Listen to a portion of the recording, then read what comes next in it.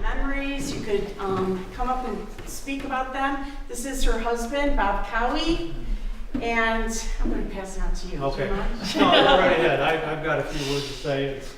I've got some sad news to start off with. Her daughters, Robin and Lori, wanted to be here, but their dad is dying.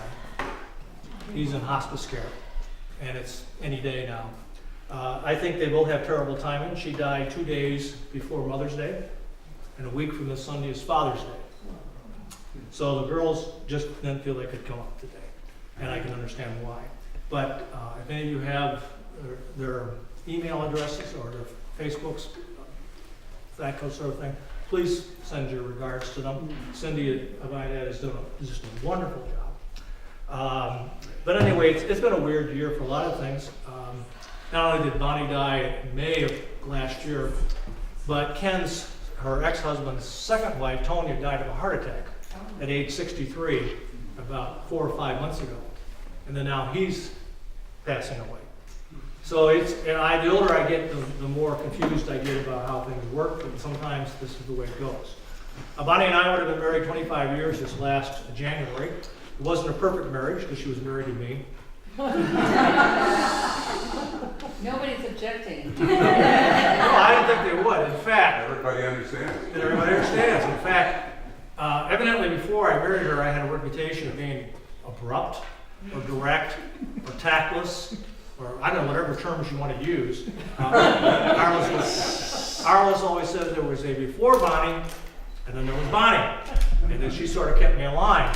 In fact, I remember one of our wonderful faculty meetings, one of our faculty were going on with something, and I kind of restrained myself, and later, a faculty member who's still here said to me, he says, "What's wrong with you? You know, normally you would have blasted that person," or I won't say who it was. And I said, "I'm married." Whoa. And we were all grateful for Yes, that. yes, I'm married. And so that kind of took care of that sort of thing for a while anyway. But if you knew Bonnie, she was quite a character, force of nature, whatever you want to call her. She was a great nurse. George Swope, former head of the upper school, used to say that house advisors and others slept better when she was the weekend nurse. You know, and I know of 2 different lives that she saved, and I'll say the dining hall for you, Doc Lamb, whether the mess hall or cafeteria.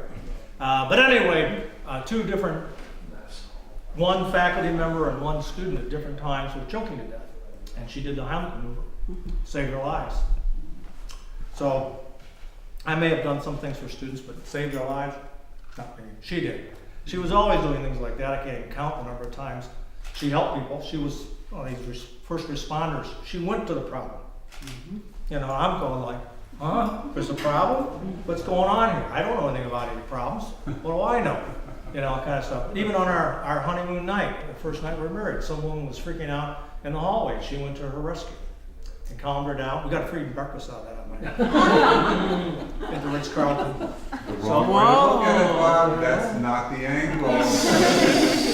Well, it's the way it worked out, and so I can only say that's what it helped. Even when we were in St. Martin, Cindy was there one day. Somebody had a health emergency, and they both ran to this person's rescue. And she'd done that before with another doctor who was retired down there. In fact, St. Martin, of course, was her all-time favorite place to go, besides Ireland and Switzerland. But in St. Martin, she was always telling me how she saved me money because she would buy jewelry, and then we'd come back and get it appraised, and it was always more costly in the States. And she would say, "See, I saved you so much money." And I go, that was money logic. That's the way things work, you know, that kind of stuff. And there was a certain style about her. I can tell you her last day on earth, May 6th, 2016, the thing she complained about last time I saw her, was she hadn't been able to take care of her hair. And if you know Bonnie, ooh, you didn't mess with her hair. There was a time when Vicki and Cindy, they went to a concert. It was country western, and they actually got her to wear a cowboy hat. And there's a picture of that someplace, or there was. And I swear, I don't know how they got her to wear that hat, because it just didn't happen. When she had the lung surgery back in 2006, I knew she was going to be better, because the first thing she took the thing off her head and started poofing around with her hair. So when she told me that she was concerned about the fact that her hair, you know, was that she hadn't washed her hair, I never thought that she was going to go, but she did. And so anyway, the memories, you know, Cindy, come on in, please. Come on in, please, come on in. You know, appreciate it. But anyway, as I started to say, she was just, you know, outstanding person in more ways than one. And, you know, one of my favorite stories, and some of you have heard this before, so, you know, bear with me. This is probably one of my favorite stories of her. A number of years ago, she had a Sportage, Kia Sportage, and the left rear tire was losing air. And first it was a month, and then it was 2 weeks, and it was like every week I'm filling that tire up. And I said, will you take the car, please, to the dealership, Dick Scott, and get it fixed, get it repaired, or get it replaced. You'll probably have to get 2 new tires. And she said, okay, because she really wanted me to do it. You know, that's what it comes down to. But anyway, so I take the Sportage out, or she takes the Sportage out, and I get a phone call. And she says, I said, how many tires did you get? And she said, 4. And I said, 4? She says, I got a new car.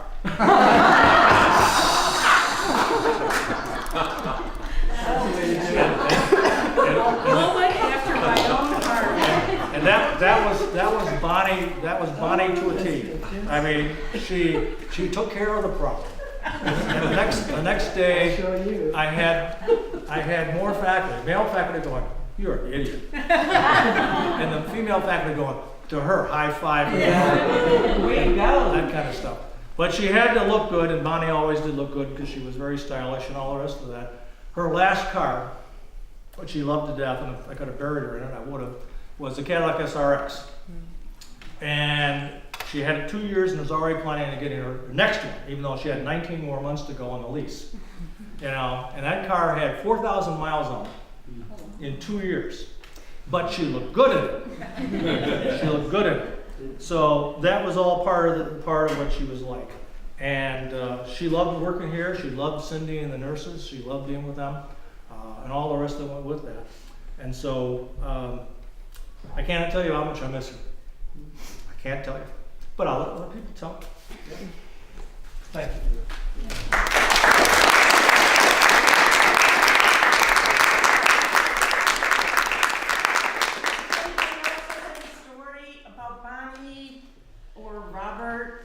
Mostly Bonnie.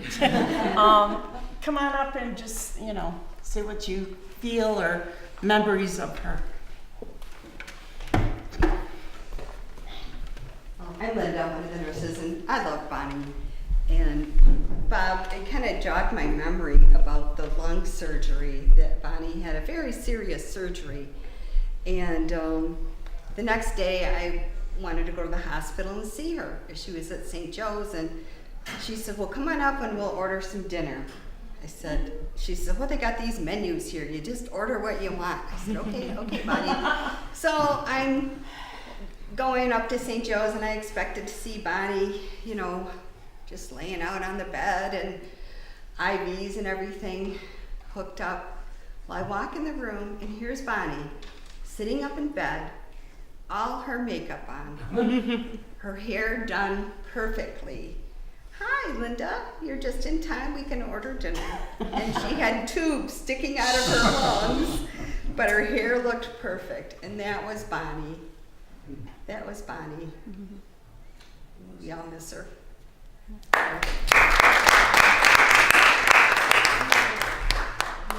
Let some of the people come. Oh, come on in, everybody. Come and sit down. Bonnie loved her jewelry, as he said, and she always had the best that everybody always wore. Was always Bonnie's was the best. And I remember always thinking, God, I wish I had that jewelry, you know.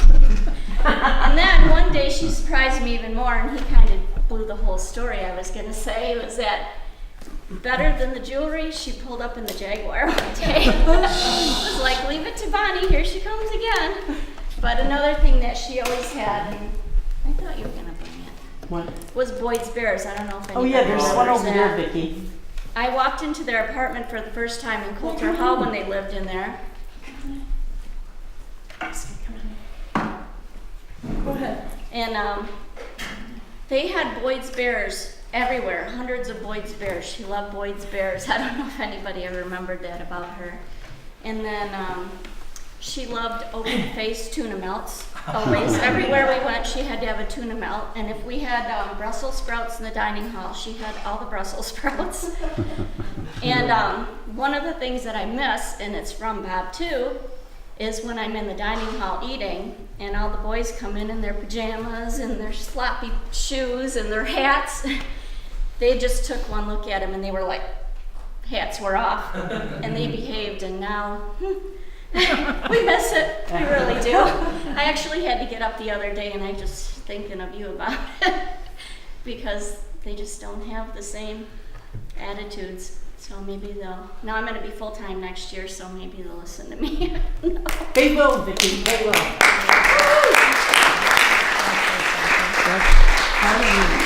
of it is, part of the hats off was this enforcer here. Oh, I know. Yeah. I went to the dining hall, and they were like. My name is Rusty Raymond, and I'm also one of the nurses here. And I have not been here as long as everyone else.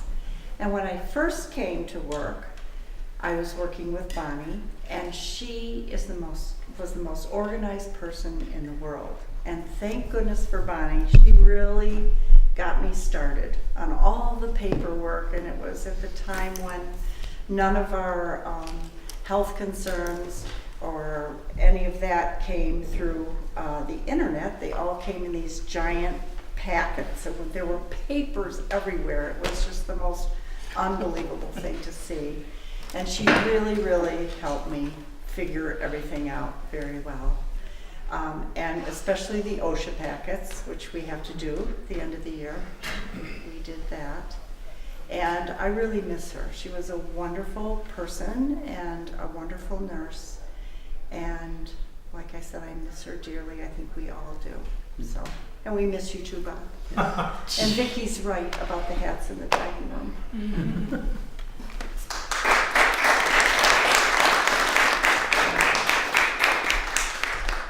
I know. Well, I hope I don't get teary here.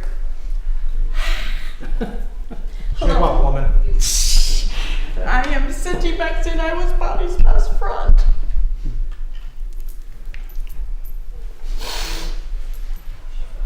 Thumbs up, right, Bob? Okay, yes. So anyways, I loved her, and I still do. And I remember when she was leaving and she was thinking about retiring, she said, Cindy, I've got something for you. And she gives me this garbage bag full of purses. And they're just not purses, these are purses. Like women Coach purses and Dooney Burks. And I said, Bonnie, why are you giving me these purses? No, Cindy, I just feel sorry for you. She said, you have these purses. I mean, but I like my purses. They have organizers. They're from Target. They're really nice. But Cindy, when you come into a place with a Coach, people will look at you.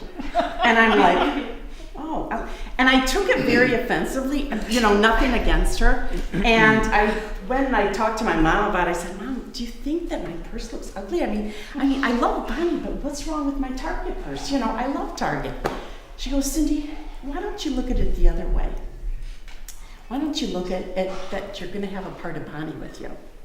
And she wants to leave you with something. So this is my current purse, one of my many Coach purses that she's given me. And I still use them.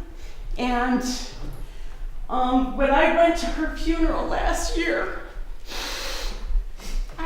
it was really hard for me because it was so sudden. I really missed her so much. And so this internet stuff, Facebook, everyone knows about it. So I usually don't write on it much, but they say reach out if you need something. So I wrote on Facebook that I'm going to say goodbye to my friend. Give me strength if you can. And that's what I said. My husband was driving me there, so I was on my phone. I'm not very good at it, but I did it. And then this lady that I hadn't talked to in 20 years, she was a mother of a boy. He was in my son's class at Brookside. She wrote back to me and she said, Cindy, I'm there with you in spirit. And yes, I still have it. I don't know if you looked at the pictures, there's many pictures here, but this is what she took a picture of on Facebook. And it is a picture of a little bookmark with an angel and a little penny. It's nothing, it's like $1 at Hallmark or something. But she told me about her son. It was during a Christmas, festival at Brookside. And she told me about her son, that she was really shook up about it. And she started crying and everything, talking about it, that his shoelace got stuck in the escalator at Somerset. And she said, it kept cutting off, it was going to cut off his foot and it cut off the circulation. And the more she's talking about it, I'm getting more and more scared for her. And I see how scared, and she was just so upset about it. And I, reached out to her and I said, I'm so sorry. And her other, the other ladies, they meant well, but, I don't think they heard that she needed something. So that's what I needed that day from that lady. And I was so thankful she did that. I told her about that. And then, come all the way home, it's 3, 4 hours, 5 hours, whatever. No, it's not that. 3 I don't hours. know. Whatever. You would know. Yes. So, 3 hours. I'm almost done with my story, I promise. So then I come home, and then I go, and I see my mom, and my mom and dad, they knew Bonnie. They said, it's Bonnie, how's your husband, how's your family, all this stuff. I said, it's okay, Mom, but it was really hard and all that. And my mom said, Cindy, you just it's fine, you'll have all your memories of Bonnie, and you've got all those Coach purses. So I said, yeah. So she goes, here's a little card for you. There's a little money in it. You and Tom go have dinner. You have a drink on Bonnie, and you just chill out. So we went to this restaurant, and I opened up the card, and my mom had given me the same exact bookmark. And this to me was not just a fluke. This was Bonnie saying, Cindy, it's gonna be okay. It's gonna be all right. And I will never take this out of my wallet, just like that lady never took hers out of her wallet. And that's all I have to say. Thank you.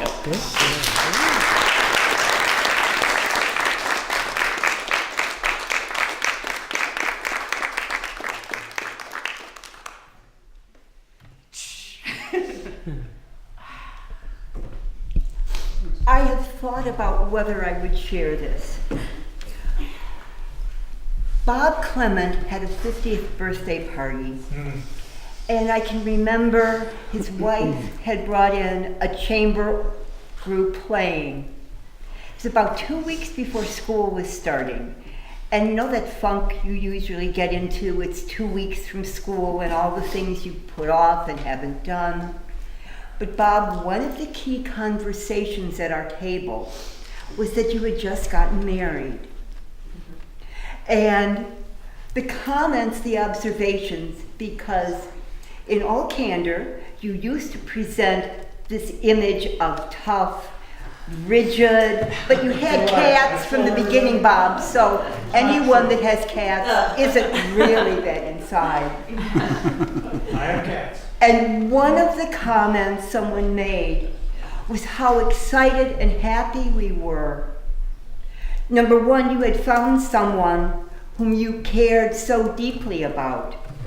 But then on a personal level, we all said, I bet that's going to make him more approachable and more connected in the community. I think I said all this. But what you showed always was the deep, deep, absolute love you had for Bonnie. Arliss could chart the jewelry that she could come back with every year. Arliss lived surreptitiously. I did. But something we all knew was that she knew that as well, that she was the most important person in your life, and that you had that time together and were able to show each other that absolute support and the best sense of, this is my best friend, even though our personal interests are separate, you had that absolute connection. She knew it, and you knew that she felt the same about you.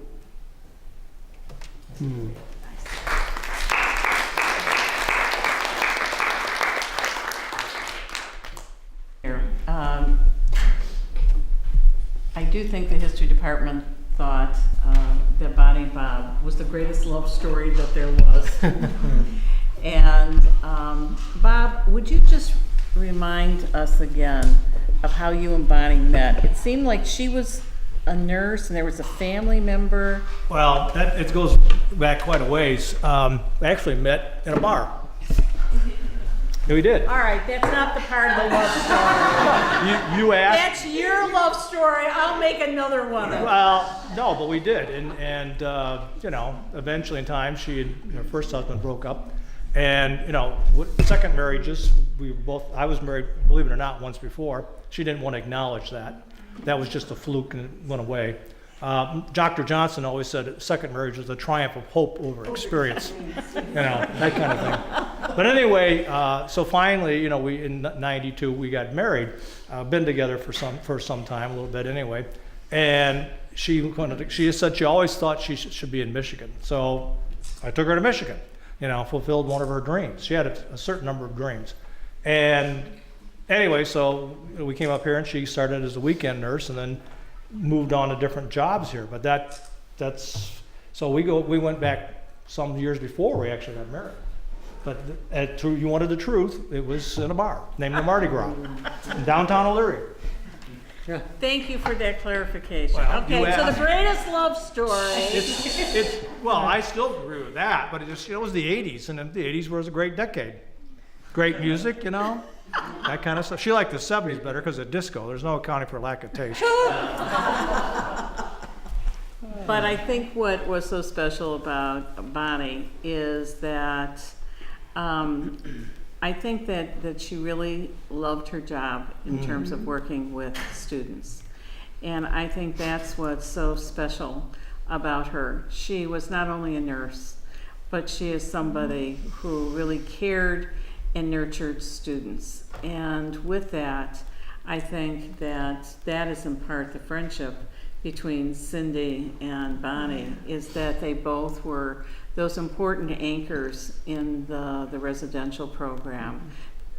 Boys felt comfortable going to her, just as, of course, the girls loved going to Cindy. So they were quite a pair. And when I saw them sitting together in the dining hall, actually, I knew that at some point that conversation was going to end up in my office. So they did a lot of work together. They put together the handbooks and that you brought to show, etc. But I would be less than honest to tell you that she was my role model. Not only did she look stylish with or without the bags, her taste in jewelry, I can say, was top notch. And I think it was good that she saved as much money as she did. Because the alternative would not have been affordable, I think. Well, But she also liked to travel. oh, she loved traveling. And I think that is something that is very, very special. So when I said she's my role model, there's a lot there that she did. Well, when we were at Europe, she didn't care if we were at the Castle of Blarney. She always wanted to know, what did it cost in American money? That was her number one concern. We could be outside Windsor Castle. No, what does this cost? You know, that kind of thing. And, you know, when she passed, her sister, her two daughters, and others were there. And you think she gave away all of her purses? No. No. Not even close. And same with the jewelry. And so I said to them, please, you know, because my the one nephew of her sister, son, said that, he felt, that he kind of bad about taking this purse home to Texas for his wife. And I said, I'm sorry, I don't look good in it anymore. It doesn't fit my coloring. And so they did, and all the rest that went with that. And believe me, I finally cleaned out it took me over a year to go through all this, and gave to Volunteers of America and everything else you can think of. And of course, some of you know that when the funeral was held, that I said, don't give flowers, give money in the name of cats. Because one of the things that came in traditions again was her love of cats. And I have two big Maine Coon half-brothers, and Minnie, there's a picture of her up there, and the two Maine Coon half-brothers together probably weigh about, between the two of them, 20 pounds each, 40 pounds, and they're growing. And no less than four cat breeders, Maine Coon cat breeders, came to her funeral because she had started volunteering for all these different cat breeders, mainly Maine Coons. If you don't know a Maine Coon, they don't call them gentle giants for nothing because they're huge. And so she was starting to do that. And in fact, last summer at the Akron Cat Show, and if you've never been to a cat show, let me tell you, it's different. I think the world divides up between cat people and dog people. And dogs are nice, they just have self-esteem problems. Cats don't. Cats don't. And so anyway, I met them all, and they had a special honor for her. And they came to her funeral. And I think she was starting to think about maybe she wanted to breed them. And that could have led to probably my being kicked out of the house. Because she was really starting to get serious about that. And I said, I don't think we have the room, but Anyway, so we have I have two Maine Coon half-brothers plus Minnie, and she's called Minnie because she is small. Compared to them, she looks like a dinghy next to a battleship. But anyway, that was another one of her passions is animals of all kinds, but cats in particular. On that note, Bob, my husband knows my love of angels, and when, I don't know which date, it was some kind of event, and he gave me, I got you the perfect gift, Cindy, this is the perfect gift. And he gave me this angel with a cat. And I'm gonna pass this on to you to take home you can put it in your garden, in your house. Put it next I to don't the know urn. if you like angels, but this reminds me of Bonnie holding one of the cats. So I'm gonna give it to you, okay? Okay, thank you. I have her urn in front of. Thank you, Cindy. Thank you so much. I have her urn in front of the fireplace, and in front of it I have a thing that she had made up. It says, "Because I said so." People used to think that I was, kind of forceful and things. You never have met Bonnie when she was in high fettle. Let's put it that way. She just was kind of a force of nature for certain things, and more stubborn than a Missouri mule. On certain things, I just couldn't get her to do certain things, and she was a great nurse, but she wouldn't take care of herself in the last day. She wouldn't. I couldn't get her to go to the hospital early, but she was a great nurse for everybody else. She really was. And when we retired, I retired partly because she wanted to go be with her girls. I could have worked another year or two, but she couldn't be apart. So that, and she did get almost 6 full years, with the girls. And she was as much a friend to them as a mother. They could always come to her for anything. It's been very devastating for them. Very devastating. But anyway, I'm glad you're here. I'm glad you've all come, and I can't tell you how much it means to me. And I'll share this with her girls. I do appreciate it.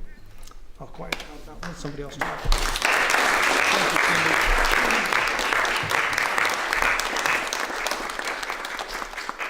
I have to say, there's one thing that I remember when you were moving after you retired and she retired was, we thought she had a lot of jewelry, but I remember her complaining about how many boxes of books she had to buy. There you go. There's that. There is that. Yeah. I've learned that when we got back, she said, you get this room and that's it, for books. And I kind of cheated on that, but anyway, I've learned the value of going to public libraries, and the interlibrary alone for the Cleveland Public Library works out pretty well. Plus, I've run out of room, and since I'm retired, so much capital, right? That kind of stuff. But yeah. So yeah, she I don't want to say she resented it, but she said, I'm not dusting them. One of my favorite books is Ross King, Michelangelo, and the Pope's Ceiling. Uh-huh. And I remember sitting in the dining hall and having numerous conversations with you about books and things like that. So I was thinking of that the other day. Mm-hmm. Yeah. And someone has my book and I can't find it, and I always think about you. I need to buy another one. It's a good book. I'd like to thank Susan Post and Charlie Shaw and maybe Arliss, I don't know who authorized this memorial. Thank you so much for letting us remember Bonnie in such a special way. She would truly appreciate it. Thank you all for coming. And if anyone wants to say anything, you can. We do have a book going around, so if you could at least sign it, or if you want to say something, that would be great. Bob's going to take that back to Ohio with him. And thank you all for being here. It means so much. Thank you so much. Again, anybody else? Anybody else wants to speak, please do so. But I appreciate your coming here. I really do. It's been a tough year for Cranbrook, losing Hal Smart and Linda Van Dam and Ben Snyder. It's been tough. But this place goes on because there's great people that were here, are here, and will be here in the future. There's no doubt about it. But and I must compliment the nurses, because Bonnie always says, nobody appreciates us. Nobody appreciates us. Oh, yeah, she sure was. But She's very appreciated. The nurses get paranoid. No, I kind of feel I'm on the B list, Cindy, because all I ever got was a little pill for 7 days. I got a little plastic thing. I got to tell you, Bob, it goes everywhere in the world that I travel. Good for you. So she's with me. Good for you. Oh, Bonnie gave you that? Yeah, she gave it to Wait, me. did she charge you for it? Where's the pieces, for It's heaven's fine, sake? it's I'm on the B list, not the A list. But she was perfect with kids. Mm-hmm. She was perfect with kids, and like you said, she ran to trouble to give them aid. Yeah, she did that with adults too. I mean, I can't even count the number.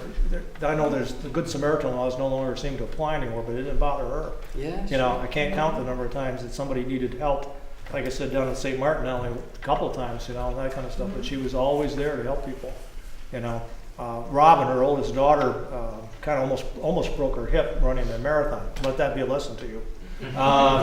And so she needed help, because literally she could hardly walk and even move. And Bonnie stayed with her and our son-in-law Trevor for a good 6 weeks, maybe 2 months. I forgot, taking care of her, kind of thing, because there was no other way she wasn't. That's the way she was. She was a giver. She was a giver. She wanted to help people. She tried to help me, but not like so much. Well, Dr. Cowie, my name is Alice Hyman. I was class of 04, and I was a day student, but I spent most of my time interacting with boarding students and thought it was the best part of Cranbrook and the upper school to have this boarding component. And when I even asked my parents at the end of my freshman year, hey, this boarding thing seems like pretty cool. I can kind of go to college, kind of have, kind of before I even go. And my parents' response was, we have more parenting to do. So no. I was in Ben Raymond's class, of course. My comment is that because of my friendships, which is maintained with so many boarding students, and particularly the boys, I've told them when I found out about your wife passing away and that this would take place. I actually even saw Ben Tago, class of 05, a couple days ago, and so many of them, the parenting that continued for them remained very much with the residential staff. That teachers were there throughout the day, but really was the nurses and everyone outside of the classroom that was the rest of their life. And your wife made an impact, and just the responses from a half dozen of my closest friends upon this news that there were multiple parents for them here, adopted parents here, and that your wife was absolutely, as a lot of these kind of comments been made about, you were certainly not the pushover of the pair, that you were equally, both of you were equally tough, but respected, and I think your wife delivered a tremendous amount of support to the boarding boys that I know might not be represented here in the swarms that they would be if they could be here with you right now. That was most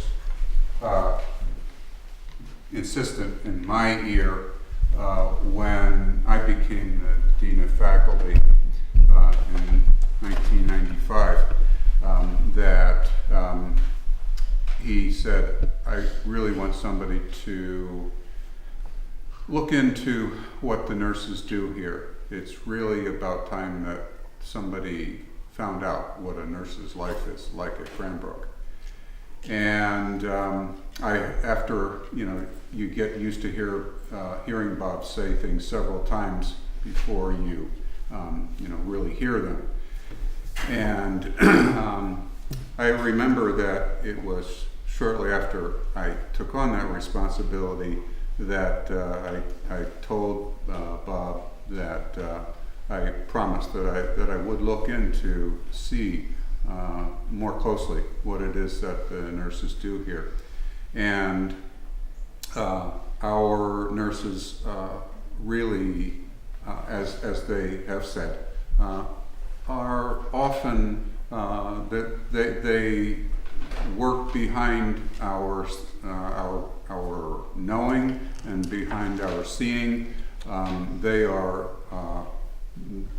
angels for our kids, and we're very, very lucky to have the nursing staff that we have.